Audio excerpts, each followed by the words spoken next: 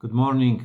Welcome all of you on Wednesday in the second week in ordinary time. Yesterday there was no video, but the gospel was pointing out about Jesus Christ as the one who have power over the Sabbath, day of rest.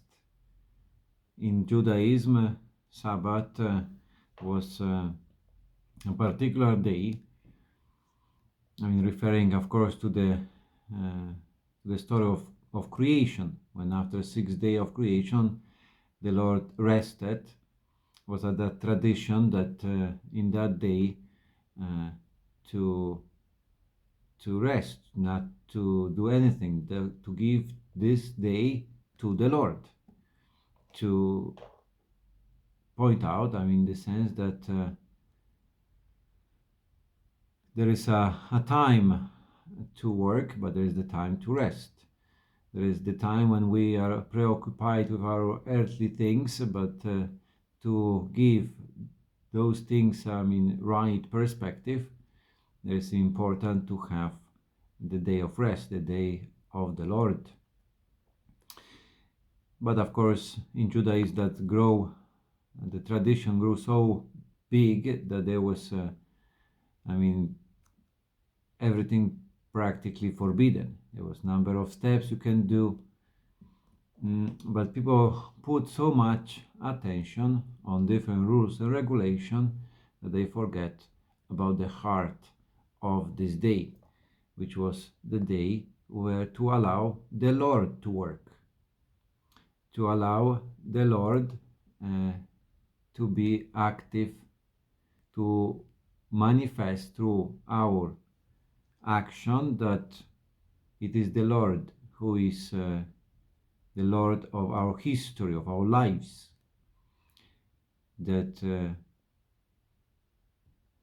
He is the one, His will, His design to be on the first place. But of course, yes, human hearts make it a law, and we were so strictly holding to the law that many times allowing a person to die.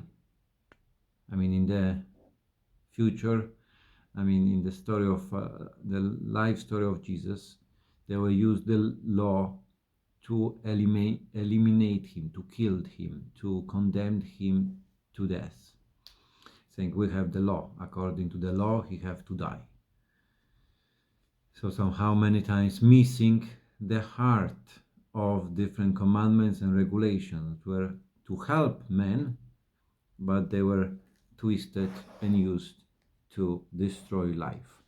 So today, Wednesday, we have another passage which this theme appear, that people are spying on Jesus, trying to see if he will do something on Sabbath day or not.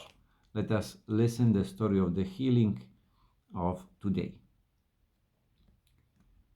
From the Holy Gospel according to Mark. Jesus went into a synagogue, and there was a man there who had a withered hand. And they were watching him to see if he would cure him on the Sabbath day, hoping for something to use against him. He said to the man with the withered hand, "Stand up out in the middle." Then he said to them, "Is it against the law on the Sabbath day to do good or to do evil, to save life or to kill?" But they said nothing. Then, grieved to find them so obstinate, he looked angrily round at them and said to the man, "Stretch out your hand." He stretched it out, and his hand was better.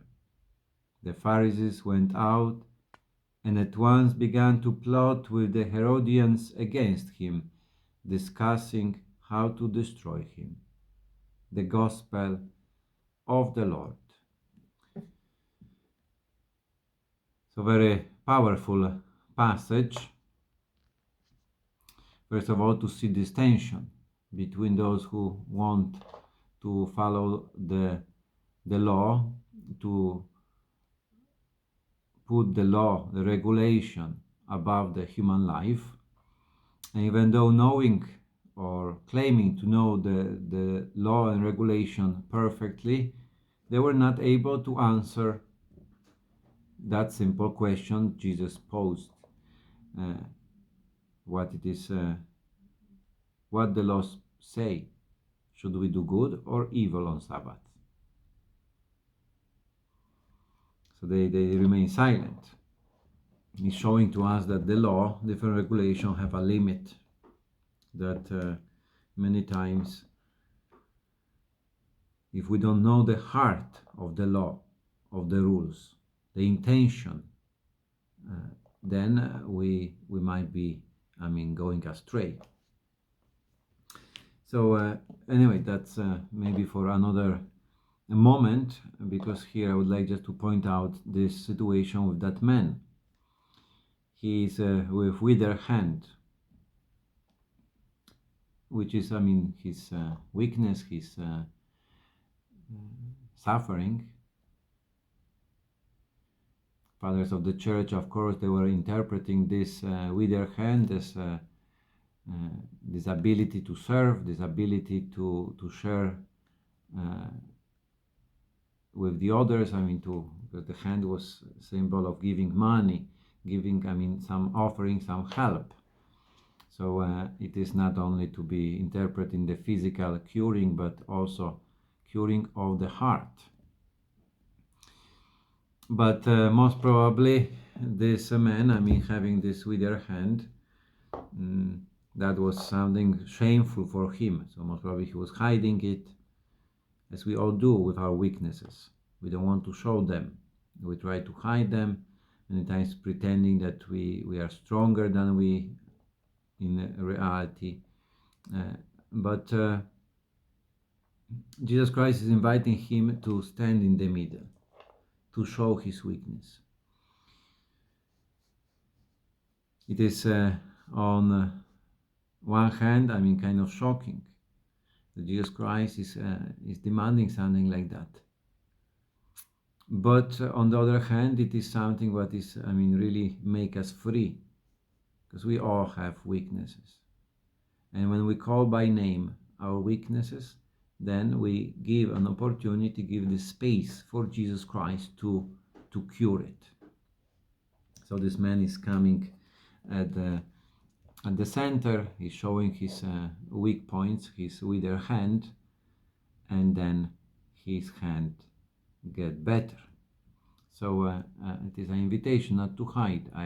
Doesn't mean that I need to be trumpeting all my weakness everywhere, but to have experience that in the church or in the community of the church, maybe smaller groups, or maybe some friends, where I can show my weak points, this reality, what caused me pain or caused me maybe shame, maybe something what prevent me from serving the others, to bring it to the light.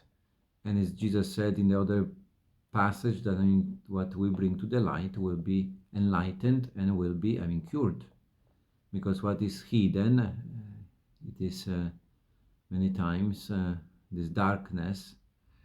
It is the place where the devil can work.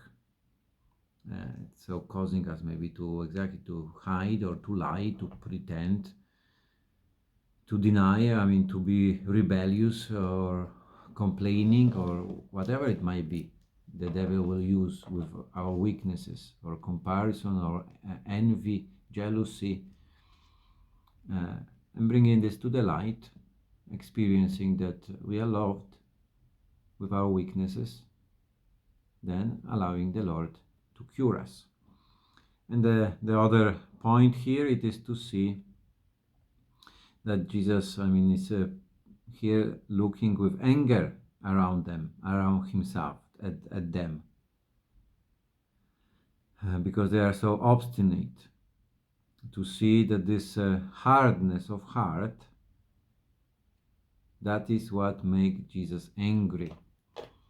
So it's not the problem with the weakness.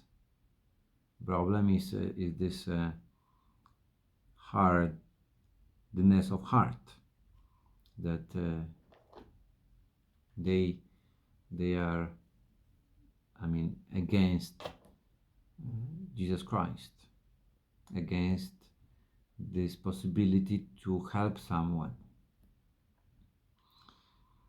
So we see that this goodness of the Lord uh, is provoking rebellious in the people because their hearts were hard.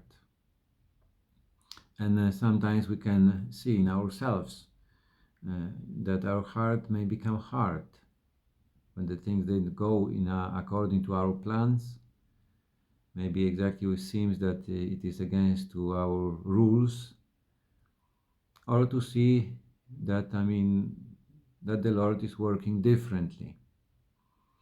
So, but we can see also this many times in the attitude of the others towards us, with when we experience weaknesses, that there is no patience. I mean, in today's society, seems that there is no place for forgiveness.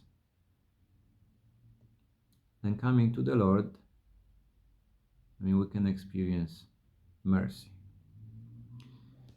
So, I mean, a quite rich passage today is just a little few thoughts. But as always, this story, it is not only about the physical curing. It is something much deeper, that the Lord wants to cure this hardness of our hearts, to enable us to serve, to be more generous. I mean, to make our hands free in giving and serving, helping. For this reason, the most important always is the human heart to be cured. Because if we have heart which is pure, then everything become pure. If we have, I mean, really loving and honest heart, a generous heart, then all our actions will be generous, will be pure, will be at service towards the others. Okay, that's maybe for today. Have a great day. God bless you.